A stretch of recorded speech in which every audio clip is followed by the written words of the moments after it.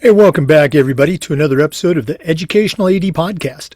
We're going to be right back with today's guest, but as always, I want to give a shout out to my sponsors. Now, you've heard me say many times before, these are all great companies. They're time savers. Some of them are money makers. All of them are great to have on your team. So I want you to take 3 minutes, listen to our shout outs, then listen to our interview, and then go and visit these sponsors. I'm telling you, you're going to be glad you did. Here we go.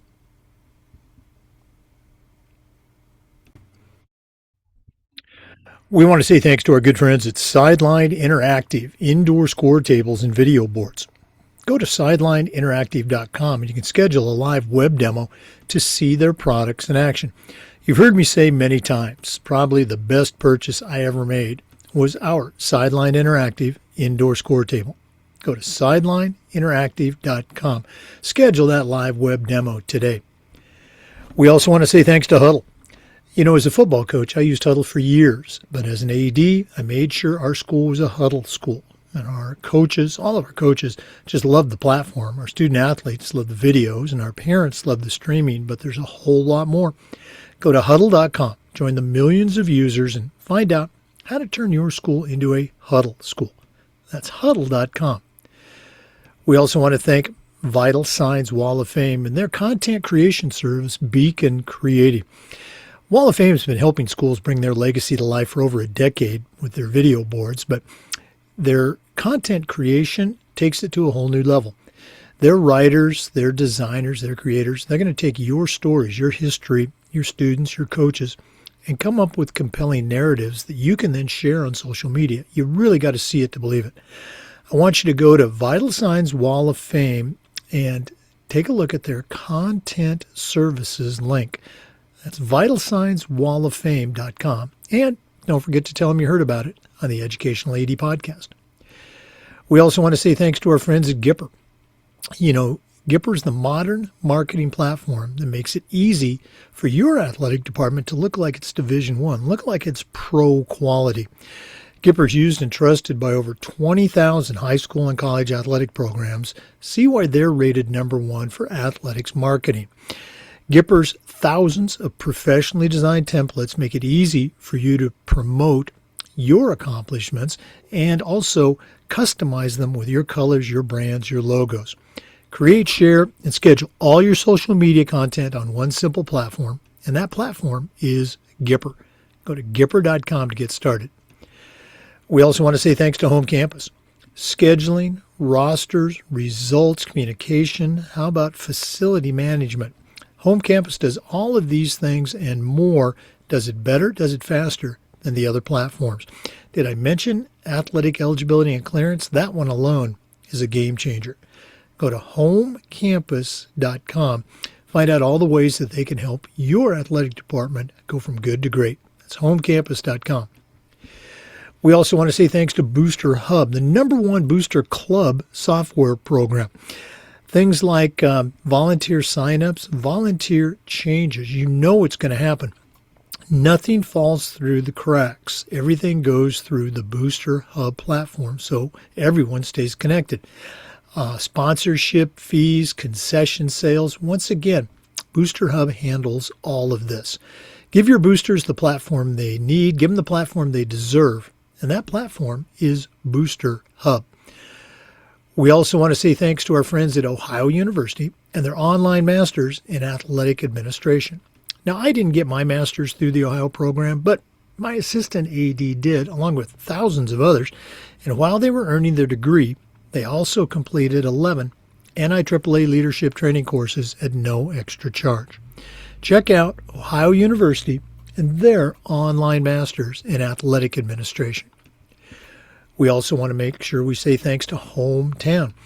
Hometown continues to be a leader in education-based athletics with their solutions that includes things like, well, digital ticketing, of course, but how about fee-free fundraising through School Funder, athletic website construction? The Hometown list goes on and on. Whether you're a principal, an athletic director, even a head coach, Hometown is going to show you how to save time. They're going to show you how to raise more money, and they're going to show you how to bring your entire community together. That's hometown.com. Check them out today. And we want to say thank you to Athletic Surveys by LifeTrack. If you're not using a survey to take the pulse of your student athletes, your coaches, how about your parents? You're missing out on a great opportunity.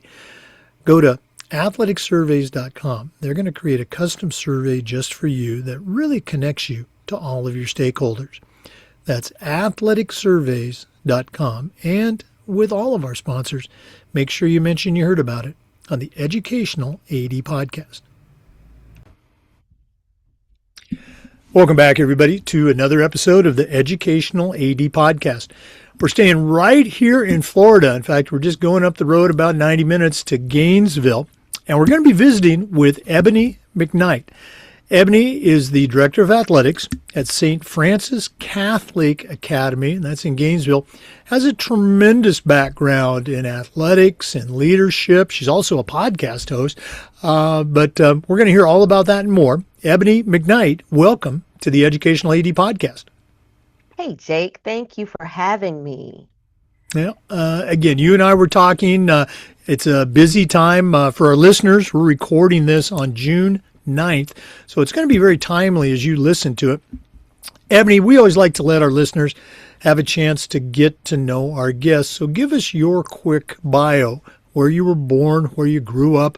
Maybe take us up through your own high school and college days, and then we'll take a break. But what's the Ebony McKnight origin story? Absolutely. Well, thank you first for having me. I am a fan of yours. I listen to your podcast. I learn from your podcast. So I'm really honored to be here. Ebony McKnight, formerly White, just recently married. Shout out to my husband. And born and raised in Gainesville. I am a product of Alachua County Public Schools. And I moved away, and now I'm back, and I love it. I love Gainesville. I loved my experience growing up here. I had an amazing childhood. Went to Littlewood Elementary, for those of you from Gainesville, Fort Clark Middle, and then I graduated high school from Buchholz High School. It's as the kids say now. I had an amazing experience as a kid growing up. Just Gainesville has changed a lot. I don't know. Have you been here? Are you familiar with Gainesville, Jake? Well, I get up there frequently. I'm on a couple of FHSA committees, and going up and down that I-75 corridor. Yeah. Mm-hmm. So now, we are the city of Gainesville, but when I grew up, we were the town of Gainesville, and I am a Gator. I bleed orange and blue, and so here we used to have a lot of places to play, a lot of trees. It is titled the Tree City, USA. So I just grew up as a country girl, playing barefoot outside, just having a great time. Well, let's go back to those days playing outside. I always ask the question, was there a basketball hoop in the driveway? Was it, riding bikes to a field or a court? What are some of your memories of those early days? Yeah, it was all of that.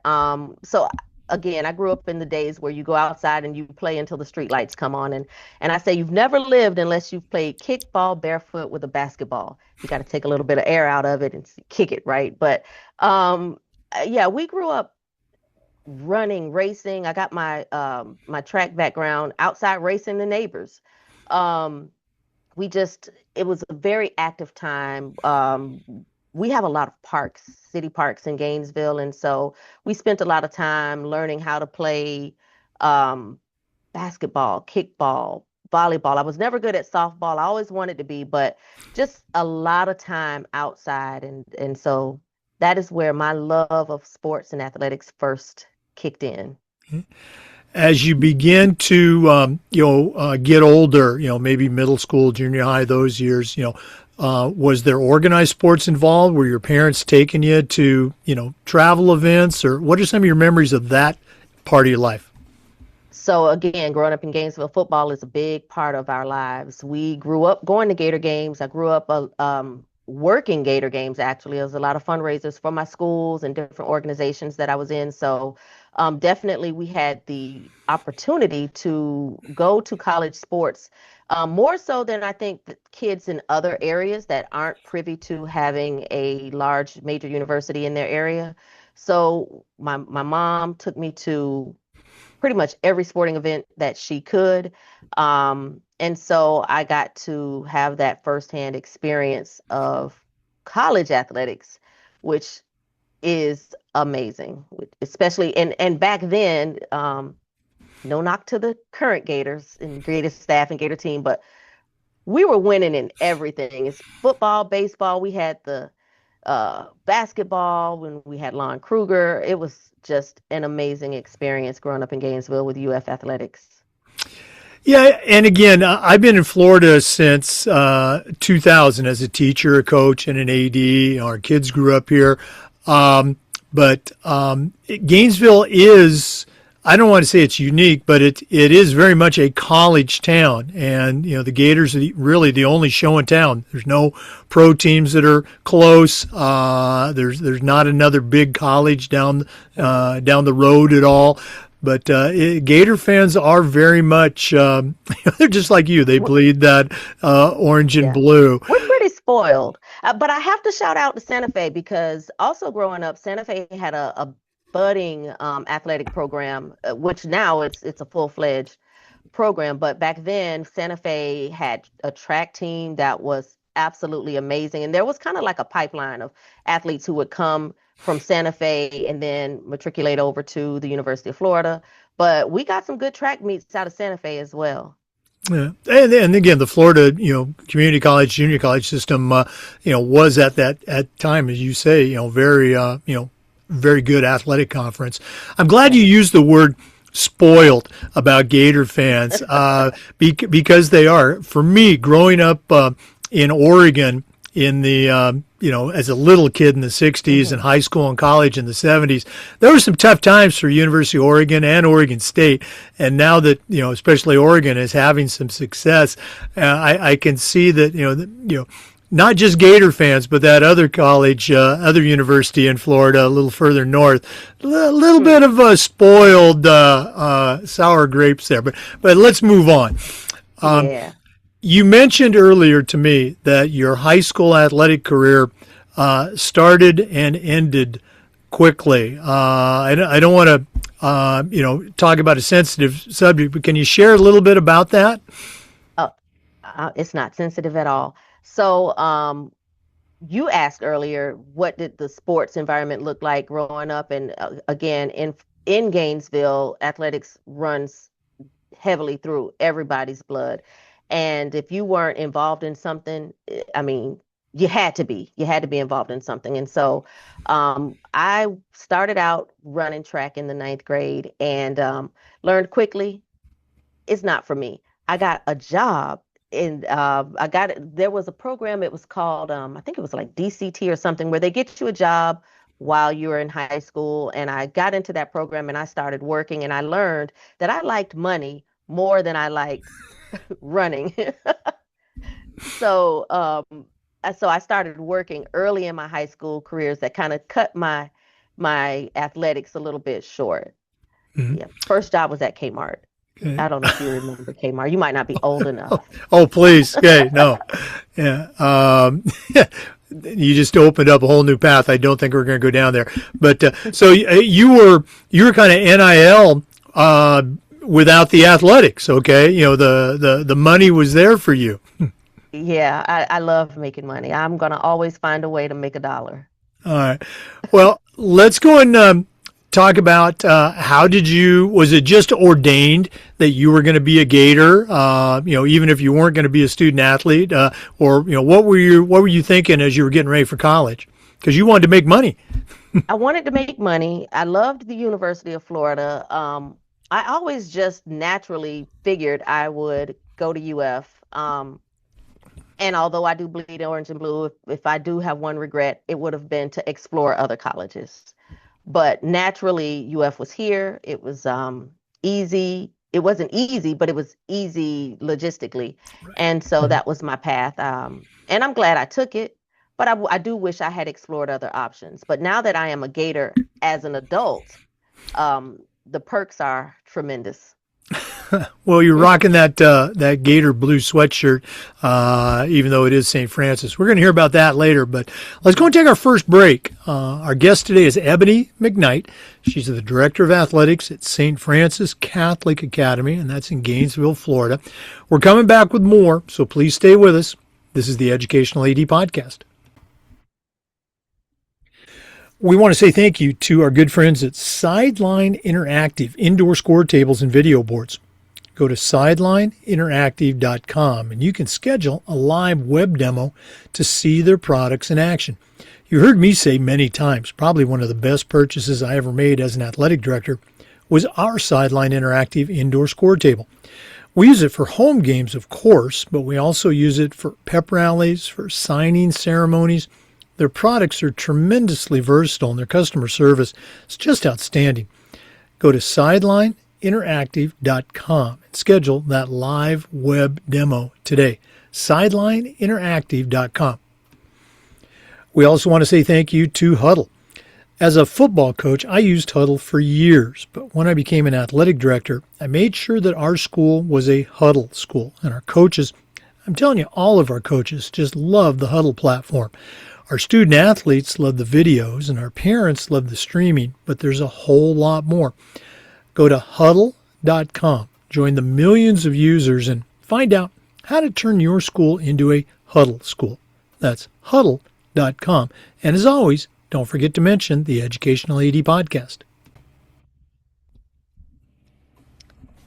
Jake, I heard you say that you're a Huddle guy. Absolutely. I am so happy to hear that because I am also a big Huddle girl. Having worked for Huddle and knowing the inside and out, I absolutely advise all coaches to get on board with Huddle. If you really want to see your student athletes grow and get the exposure that they deserve and that they need, Huddle is the best way to go. There are many products out there, but Huddle knows its stuff, and I'm always going to be a Huddle person. We can talk about it later. We can do a whole show on Huddle, but I'll stop right there. Well, first of all, thank you for sharing your experience. Can I ask, what are some of the features that you're using Huddle for at St. Francis? So, just little known secret.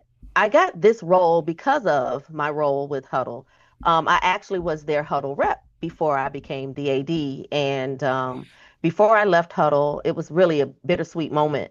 I knew that I had to set our school up properly with Huddle. So I went ahead and I gave us everything before I left.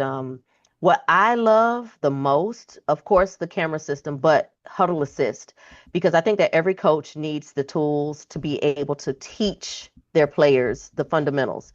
And Huddle provides Huddle Assist, which can give all of the stats, but it also can give coaches the opportunity to go back and look at a game with the data that is and the metrics that is needed to make changes and pivots and help student athletes understand what they need to do, where they need to go, and have a goal. So Huddle Assist by far, I think, is the best use of Huddle that a coach could have. Well, again, we appreciate you sharing that, and as you mentioned, you know it from both sides, from the corporate side as well as the AD side. Good for you. Once again, for our listeners, our guest today is Ebony McKnight. She's the Director of Athletics at St. Francis Catholic Academy. That's right here in Gainesville, Florida. Ebony, you mentioned that you went to the University of Florida, and you ended up working as an athletic director, but your journey, I guess, might not be the more common one. Can you share a little bit, your background? Also, you had stops at the college level, at the corporate level. How did that all get going? What happened in college that kind of got you on that directional path? So, I'm a woman of faith, and I believe that God always directs your path and aligns your journey with your gifts. And I went to University of Florida to be a teacher, special education teacher. And so I started out my teaching journey in Orlando. I left Gainesville, moved to Orlando, started teaching for Orange County Public Schools, where I started out at Jones High School, which is a phenomenal place to be. It's actually one of the best schools I've ever worked at. And there I coached, and I'm going to use the word coach real loose, softball. Um, but that piqued my interest. And then from there, I got more into teaching, but I never really got into athletics until I moved to another school, Jones's actual rival, which was Evans High School. And there's where my coaching journey really started. I coached flag football. That's when way back in the 90s, flag football is getting big now, but it had just started out back in late 90s, early 2000s. So started coaching flag football. I was assistant basketball coach under some really great coaches, and that's where I got the bug. And so I had the opportunity to change districts. I went to Lake County where I became a test coordinator, and the athletic director was actually retiring. So I said, well, I think I could do this, and I applied for the role, and I got the role as the athletic director with the school that I was at, which was Mount Dora High School. I'm sure you're familiar with Mount Dora. So I was test coordinator and athletic director, which actually goes very well, goes hand in hand when you're talking about developing student athletes for the purpose of going to college to be an athlete. So there's where I learned how to kind of merge the academics and the athletics. So being the athletic director at Mount Dora, which I was the first Black female athletic director for the district. I grew the program, grew athletics. I was the athletic director of the year through Bright House Networks back in 2013. And I was at Mount Dora for about 6 years before I ended up moving back to Gainesville to work for the University of Florida. Now, So, oh, yeah, go ahead. so just a crazy path. But that was where I got my first start as AD back then. Yeah. No, I don't know if it's crazy, teaching, coaching, and then ultimately, as I like to say, come to the other side of the desk, as an AD. I frequently ask this question, and I'm curious.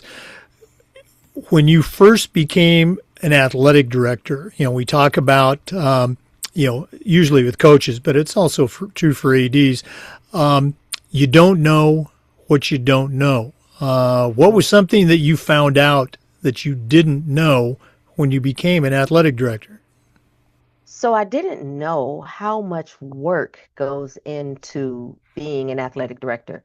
A lot of times people just see the outside and they think it's just managing events, but it's not. And I'll tell you, Jake, what I've learned the most was having gone into corporate and then coming back, getting that experience from being in corporate sales, K-12 sales, SaaS sales, and then coming back as an athletic director.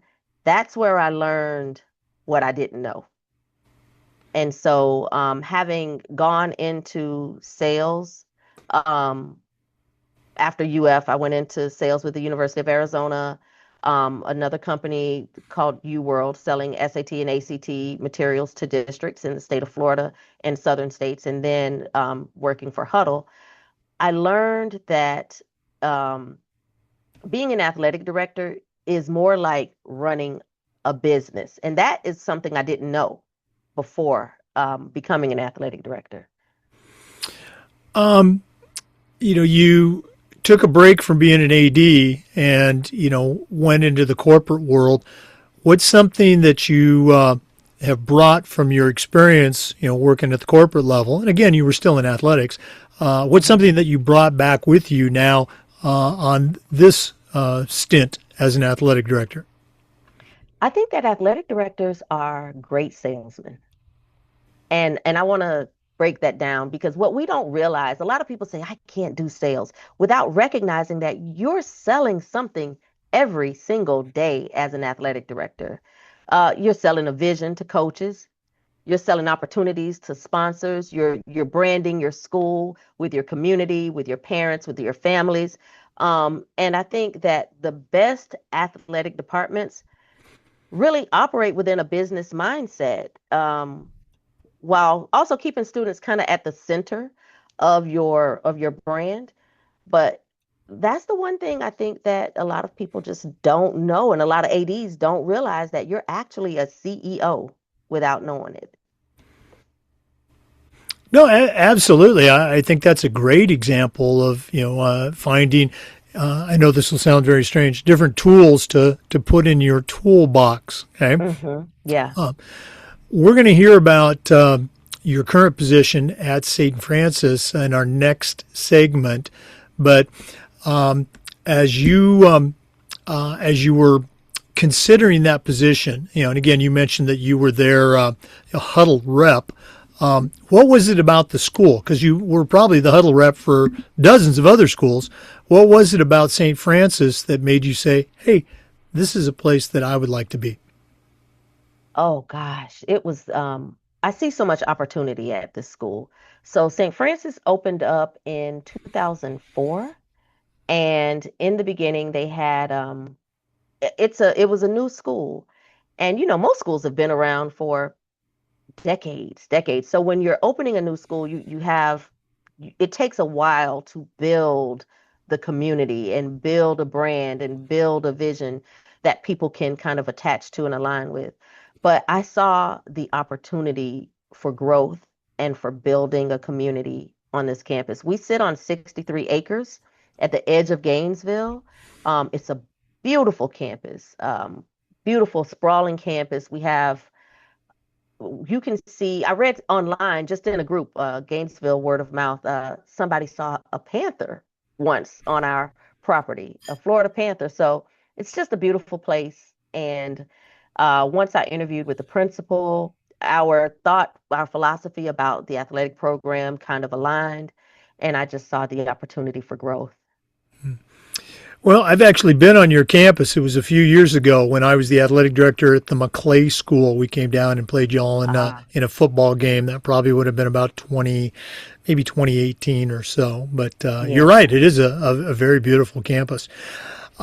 Let's go and take another quick break, but we are going to come back. Our guest, again, is Ebony McKnight. We're going to hear all about St. Francis Academy and why Ebony thinks it's the best place to be. But let's go and take that break. This is the Educational AD Podcast. We also want to say thanks to Vital Signs Wall of Fame and their content creation service, Beacon Creative. Now, Wall of Fame has been helping schools bring their legacy to life for over a decade with their video boards and products, but Beacon Creative is taking it to a whole new level. Vital Signs is going to take your history, your coaches, your kids, your legacy, and they're going to turn it into compelling stories that you can then post on your school's social media, maybe on a Wall of Fame video board. You really got to see it to believe it. Go to vitalsignswalloffame.com and click on Content Services. You're going to be very glad you did. That's vitalsignswalloffame.com. We also want to say thank you to Gipper. Your athletic department deserves to stand out, and Gipper is the modern marketing platform that makes it easy for you to turn your athletic website into something that looks like Division I material, even pro level. Gipper's used and trusted by over 20,000 high school and college athletic programs. It's professional athletic design made easy. Gipper uses their thousands of professionally designed templates to help you promote your program, and you can do it in your colors, your brands, your logos. Create, share, and schedule all your social media on one simple platform, and that platform is Gipper. Go to Gipper.com to get started. And we want to say thanks to Home Campus. Home Campus does scheduling, rosters, results, facility management, communication. It does all of this and more, and it does it better and faster than the other platforms. Did I mention athletic eligibility and clearance? That one alone is a game changer. Go to homecamp.com homecampus.com to see all the things that they can do for you and your athletic department. That's homecampus.com. And as always, make sure you mention you heard about it on the Educational AD Podcast. Welcome back, everybody, to the Educational AD Podcast. Ebony, you've been sharing your journey so far with our listeners. Now, let's hear about your school, St. Francis Catholic Academy. Give our listeners an idea of the scope of the program, your teams, and also share some things that you are really proud of at your school. Okay. That's easy because this is a great place to be. We are under the Diocese of St. Augustine, and again, we sit on the edge of Gainesville on a sprawling 63-acre property. We are a small campus, but we are a growing campus. We have about 300 students. We're 9 through 12, and we serve 13 different programs, everything from swimming, cross country. We're starting up golf this year, and all the way to your major sports, your football, baseball, softball. We are 8-man football, and we are the state runner-ups in 8-man football for 1A, and we are district champions, back-to-back district champion for baseball. Our pitcher is ranked in the state, and he is a freshman, so we have a lot to look forward to. Also, what I'm really proud about is we are number one in pole vault for 1A, and our pole vaulter who won state this year also won second place in the Nike Indoor National Meet up in New York. So our community is small, but we are big in heart, very mighty. The kids are amazing. They are self-starters. It was a big transition, though, coming from public school to a private school. Just the mindset is a whole lot different, and something actually I had to get used to. Well, I'm glad you mentioned your pole vaulter because for the last several years I've been the lead official at the Florida High School State Meet for the pole vault event, and Okay. that was a very spirited competition this year. And again, your athlete was tremendous to work with, great competitor, very classy guy. So absolutely. And Jake, can I say something about him? Sure. I was new. I came here, and he came into my office, and he told me, he sat down at my desk and he said, "Listen, I want you to help me register for the Nike Indoor National. I'm going to compete. I'm going to win first or second." I was like, okay. And I didn't know him then. And he was like, "And this year, I'm going to bring home the state title for St. Francis in pole vault." And he was very sure of himself. And I said, okay. And everything he said he was going to do, he did it. And that I have the utmost respect for Dominic in pole vaulting. And he was our valedictorian. Yeah. Oh, wow. I didn't know that. Good for him. Yeah. Okay. Yeah. Having spent my career in Florida at a couple of different, private independent schools, I know the landscape. And we always talk about the importance of having coaches on campus and the value that brings, coaches that teach or coaches that work on campus. Doesn't discount those great community coaches or walk-on coaches that we have. But I'm curious, what percentage of your coaches, let's say head coaches for your varsity sports, what percentage also teach or work on campus for you? So a very small percentage. Most of our coaches are off-campus coaches. And I will say this, I have an amazing team of coaches. Specifically, and I'm glad you brought this up as well, because Dominic's coach, Bruce Kritzler, he's been with our school for a really long time, coaching our kids. And when I tell you, he is like a wealth of wisdom and knowledge. And he's a volunteer coach, and he is committed and dedicated. So we do have a great team of volunteer coaches, some paid coaches, but most of our coaches are off campus. And again, I had some tremendous off-campus coaches at the schools that I was at. Looking at, you talked about, adding sports. Looking at your school and the population, boys and girls and varsity and JV, what are some of the things that you consider as a staff? I'm sure you talk with your coaches.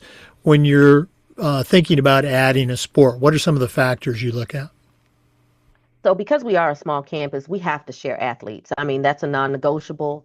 And we also encourage our student athletes to participate in more than one sport, primarily for it's attractive when you're applying for college to show that you can balance being a student and an athlete on multiple teams.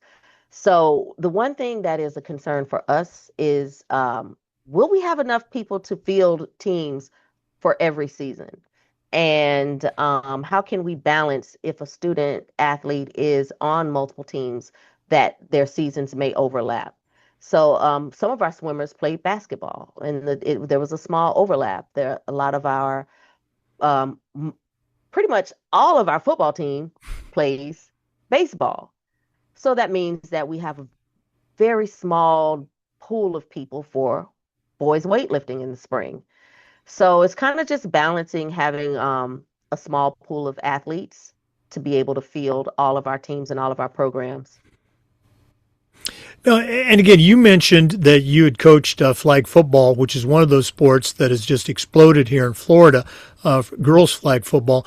But it seems it's in different pockets. You know, it's big in Tallahassee. I know it's becoming bigger in the Orlando area. I know Tampa has some schools that do very well, but it's also a spring sport. And so if you have those traditional sports, that's my word. You have softball, you have track and field, you have tennis. You're going to pull athletes from those sports. And so it's a delicate balance of, do we have enough athletes? Do we have 3 strong programs, or do we have 4, mediocre programs because we've diluted that talent base? Absolutely. And another thing, Jake, what I think about is adding a sport. Like, we would probably never be able to have flag football, which saddens me because it is such a great sport and it is exploding. But cost-wise, flag football doesn't bring in a big gate. And most times you're going to have more expenses than you are income or profit from that particular sport. In addition to, will you have enough student athletes to field a team for every game for an entire season?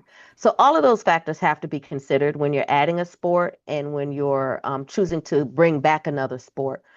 If I had my way, we'd have everything. We have kids that want water polo. I just don't think we have enough students to field a water polo team in the fall or in the spring. I'm sorry. Girls weightlifting. We had a couple girls wanted to do weightlifting. Do we have enough kids? I mean, they can be independent, but now we're going to have to pay a whole coach for, a small team. So it's so many factors involved in bringing in a sport, keeping a sport, all of that. Right. And, you mentioned weightlifting and you mentioned water polo.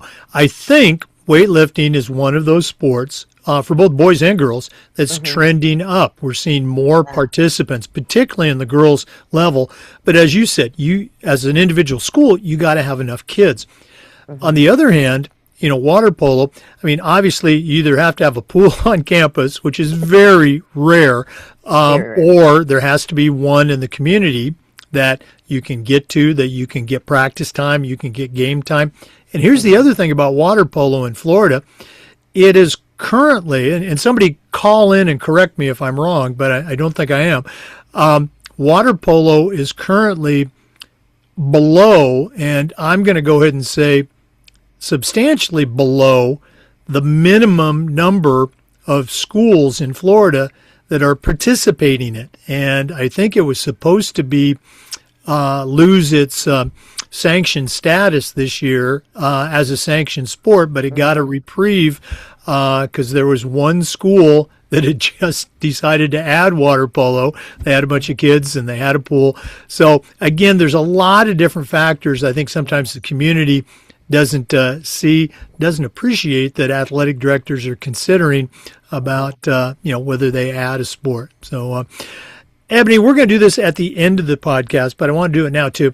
If one of our listeners wanted to reach out, pick your brain a little bit, or just add you to their network, what's the best way that our listeners can connect with Ebony McKnight?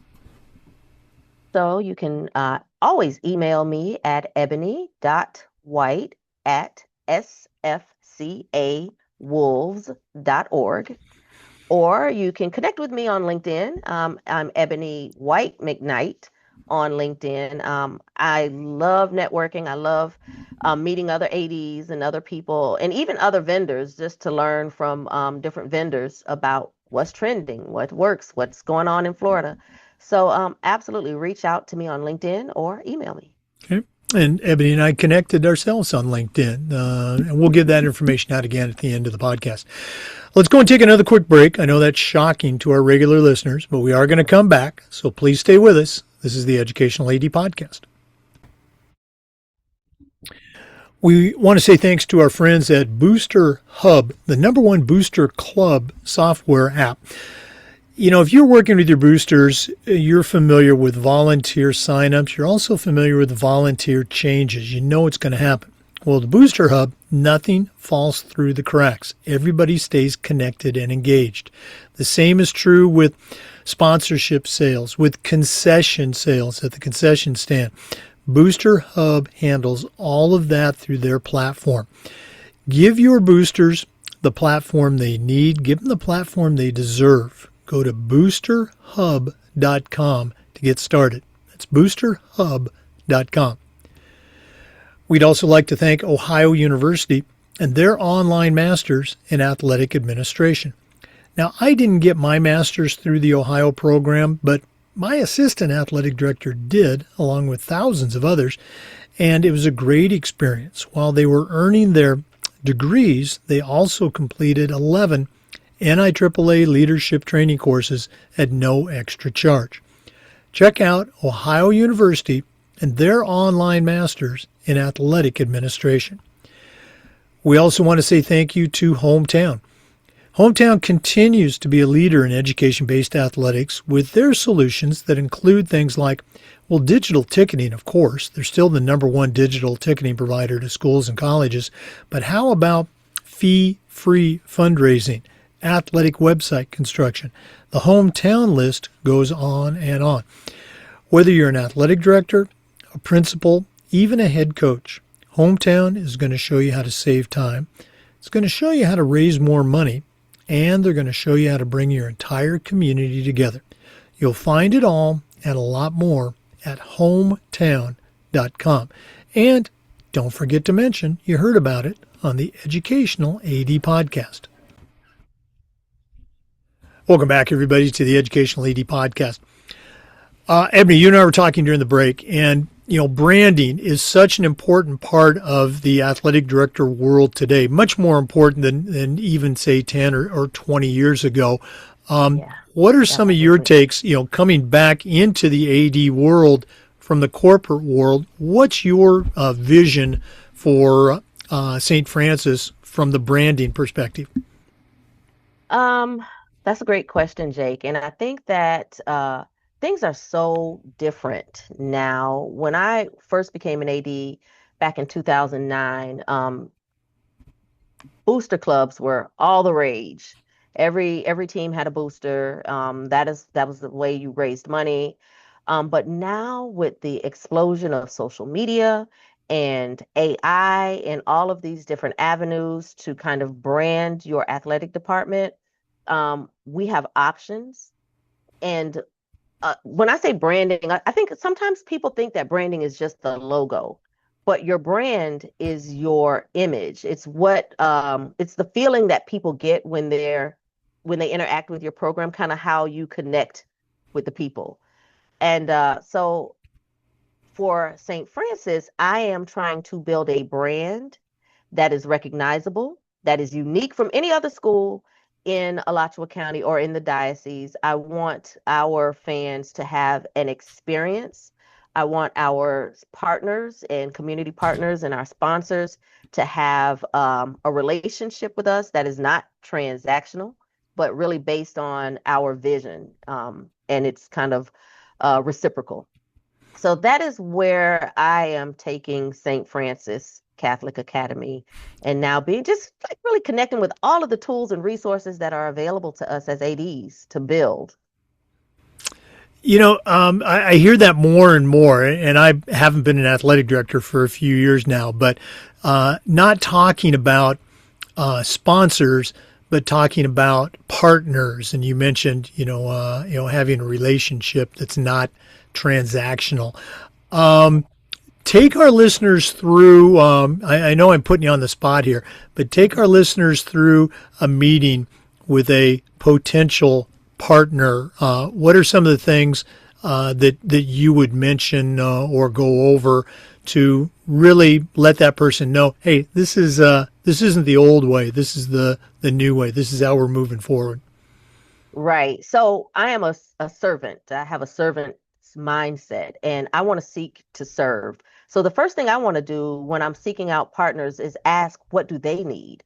What does a relationship or a partnership with St. Francis Catholic Academy look like for them? How can we be of value to them? Because they already know how they can be of value to us, give us money. So now, what is that value or what does that partnership look like? What can we do for you that would serve your business well? So I'm going to do more listening than talking because they already know what I need. Every school needs money. So now I want to listen. Tell me what you need. How can we help you? And then curating a relationship that is unique to that particular sponsor. Because I wholeheartedly believe that sponsorships and partnerships are the new booster clubs.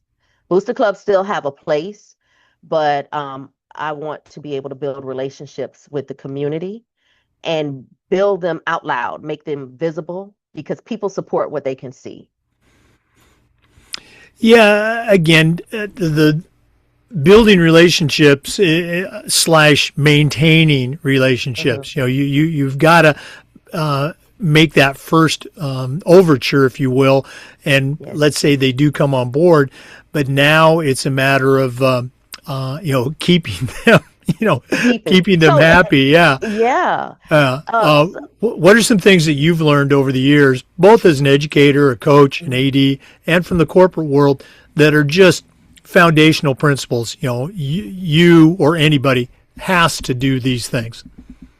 I think that you got to understand what you're working with. I met with a guy, his name is Eric Beadle from QB Sports Consulting, and he opened my eyes to uh, a, a lot of money that we're leaving on the table. Um, it used to be that you would go to a business and say, "Hey, you want to buy a banner from us?" And then they say, "Yeah." They give you, $100. You put a banner up in the gym or on the football field or baseball field, and that's the extent of the partnership. But we are leaving so much on the table and so many opportunities to be able to support businesses in the community because we are live streaming. Some of us are live streaming on multiple platforms. You got NFHS, you got Huddle. Um, and then we have our ticket options that we can promote businesses on our tickets so that every time a parent comes through our gate, you see such and such restaurant branded on that ticket. We have our scoreboards. We have so many different assets of places where we could highlight businesses and have those reciprocal relationships. It's no longer passive, it's more interactive. You can have sports nights where you can invite the community in, sponsored by uh Joe's Crab Shack or whomever. I don't know. We don't even have a Joe's Crab Shack here, but I wish we did. Um, but there's so many different options. And I think the way we've always done it mindset needs to be thrown out of the window. Be creative, try, fail at trying, but try something different. Because that is where you're going to build the relationships with people that will grow your account and not just necessarily um, get them to give you money one time, but to create that recurring revenue for your program and then also create that recurring relationship for your program. Yeah, that point you brought up about hey, we've always done it that way. Probably the most discouraging words you can ever hear from a boss, when you come in with a suggestion. But, if you're the one making those decisions to fall into that trap of, hey, we've always done it this way. Well, how's that way working out for you? Is if it's working, that's great. But if it's not working, you probably Yeah. need to make a look at trying something different. Hmm. Ebony, this has just been so cool connecting with you and now realizing I've got a Likewise. connection that's just down the road. We're definitely going to have you back on the show, but for today, we're not done yet. We always wrap up with the athletic director's toolbox, and you certainly know your way around the world of athletics, but we're going to take our final break here from Athletic Surveys, who sponsor this segment. And when we come back, I'm going to challenge you to send out a brand new AD on their first job, but I'm only going to let you put 3 items in the toolbox. So Oh let's boy. take that break. And when we come back, we're going to see what Ebony McKnight puts in her new athletic director toolbox. We'd like to thank Athletic Surveys for their support of the podcast and sponsoring the AD Toolbox segment. At my school, we use surveys for just about everything, for our student athletes, for our coaches. We even used it for our parents. And here's the cool thing. The information that would come back on these surveys, almost always over the top positive, and it'll be the same for you. The surveys also allowed us to connect with our squeaky wheel parents and find out, what was bothering them, usually address it before it turned into something big. But getting back to that positive data is just so incredibly valuable, especially when you're visiting with one of those frustrated parents, sometimes with your principal, sometimes even with your school board. Go to athleticsurveys.com. They're going to create a custom survey that lets you take the pulse of everybody in your program. That's athleticsurveys.com. And as always, tell our sponsors you heard about it on the Educational AD Podcast. Well, it's that time of the podcast. We've been visiting today with Ebony McKnight. She's the Director of Athletics at St. Francis Catholic Academy in Gainesville, Florida. Tremendous background as a coach, as a leader, as an AD. But right now, I'm challenging her to send out a brand new AD on their first job, but I'm only going to let her put 3 items in the toolbox. So, Ebony, what 3 tools are going to go into your new athletic director toolbox? So it's so funny listening to your last ad with Athletic Surveys. It made me change one of my tools. I always say the best AD doesn't have all the answers, but they know exactly who to call. So I will say that I'm a relationships person. Building a relationship with your student athletes and their families is is key. You are always going to have the squeaky wheel parent, and nobody teaches you how to deal with the constant complaints. Because I'm gonna tell you something about parents. They know everything. They know everything. And sometimes you have to learn how to navigate the know-it-all parent gingerly so that you can keep their support and make them feel included. So that saying, get to know your parents, get to know your student athletes, and get to know them by name. So that's one. Um, and I think that two, understanding that everything on that campus athletically is under your purview. There should be no surprises for you, and people aren't going to be forthcoming with information. So you have to be intentional about learning your environment, learning the pulse of your athletic program, your parents, your coaches, your student athletes. Um, be intentional about learning everything you can about your environment. And then you are the captain of that ship. You drive the boat. You determine which way your program is going to go, and do that confidently. Sometimes coming in as a new AD, you're tiptoeing, you're surveying the land and seeing what's happening, but understand that everything falls on you. So if the ship sinks, you were the captain. And I hate to say that. And then I guess the last thing is kind of one of the biggest mind shifts. Having just been an educator and not being in a corporate, I thought like a teacher, I operated like an educator, but coming back into it with that knowledge, the mind shift is every program should be self-operational. Every team should be able to operate as a small business by itself. They should be able to generate their own revenue. Coaches should know what's in their account, what they're spending, and how that affects their program as a whole. It's not just about X's and O's, but as the athletic director, you have to teach that mindset to them.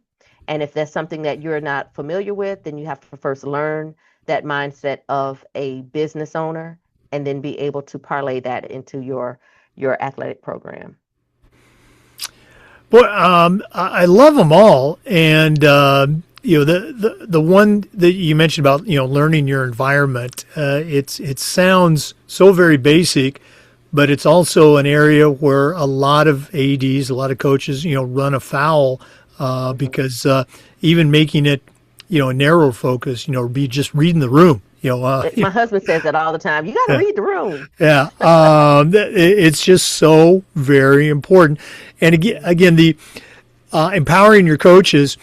I think one of the hardest things for ADs to do, especially when they're new to the school, is end up delegating and empowering those that can really help you. And the return on the investment is so huge. So it's like that catch-22. Yeah. They can't help you if you don't empower them, but we just don't want to let go. Great advice. One more time, Ebony, if one of our listeners wants to connect, wants to reach out, and listeners, I think you have a tremendous resource here. What's the best way that our listeners can connect with Ebony McKnight? Via email. It's ebony.white@sfcawolves.org, or you can connect with me on LinkedIn. I am Ebony White McKnight on LinkedIn. Okay. Well, Ebony, thanks again for coming on the podcast today. All the best moving forward. We're definitely going to bring you back, and hopefully you'll have some much-deserved rest this summer. Thank you so much for having me, Jake. This was a lot of fun. Oh, well, again, we appreciate you sharing with our listeners. Speaking of our listeners, we want to say thanks to them and remind you that we upload the Zoom recordings of every interview to the Educational AD Podcast YouTube channel. We do this just about every day. We try to share stories and best practices from the world of athletics. So please come back and join us again on the next episode of the Educational AD Podcast. And if you're a listener like Ebony, don't just be a listener. Shoot me an email and we will get you scheduled so you can share your story and your best practices. Thanks again for listening.